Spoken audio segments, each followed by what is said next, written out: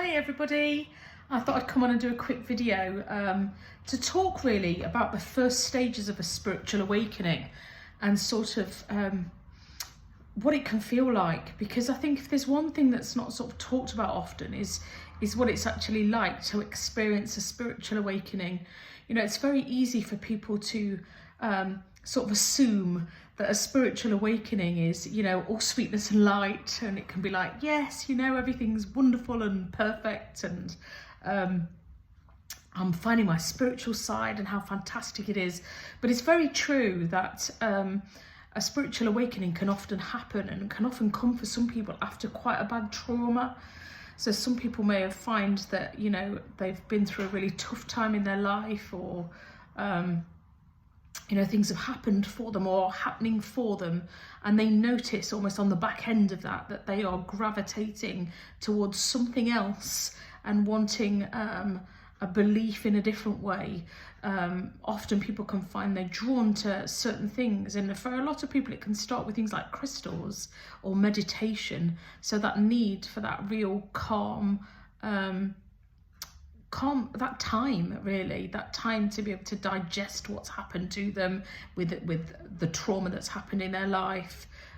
It can happen after things like grief, when people have been through a loss themselves, or any other type of trauma in their life. But it certainly runs in stages, and that initial feeling can be one of isolation. It can be quite a lonely road at the beginning of a spiritual awakening, because it can make people feel like they are on their own, because it may be that people that are around them or people in their everyday life aren't spiritual, and so they've no one to really talk to about it, and that isolation can be really awful. It can feel like a lonely path. And it can also feel a little bit like nobody understands you anymore, because you'll know that you're changing. You know, and there's one thing I want to say: if you're finding yourself at the beginning of a spiritual awakening, know it's okay to change. I think that's one of the big things in life for me that I've learned on my spiritual awakening path, is that people don't think it's okay to change. You know, often you can see people's or you hear of people's opinions about each other, and they say, oh, I didn't expect her to do that, or didn't expect him to do that. But we are here to grow and evolve. That's the point. So know that it's okay to change and allow that change to happen for yourself. But you're right to think that sometimes it may feel unpleasant. And often some people can feel a little bit depressed, a little bit down. And like I say, I keep saying it, I've said it already before, but that isolation, and feel like it's you on your own. Another thing with a spiritual awakening, I mentioned about being drawn to crystals, things like meditation.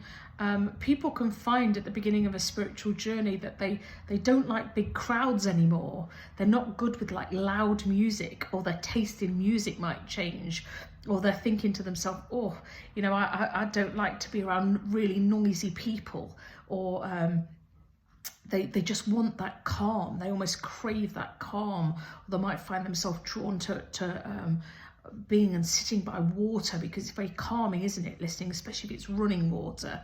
So people might find that they're taking themselves out on walks a little bit more, or prefer their own company, when in the past they've not really been like that. These are all part of a spiritual awakening, and like I say, with it can come that isolation and feeling alone, because you're recognizing that you're changing.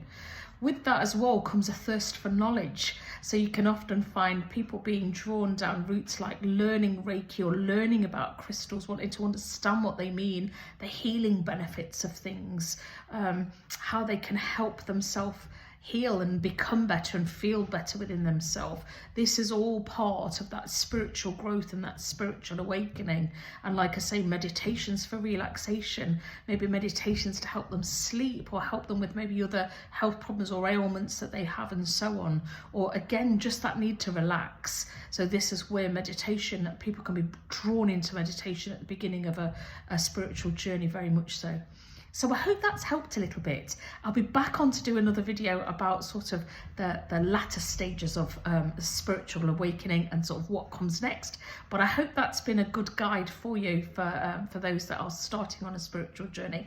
And if that's you, hang in there. I know it can feel a little bit unpleasant, but it does get better. I promise. See you soon. Bye bye for now.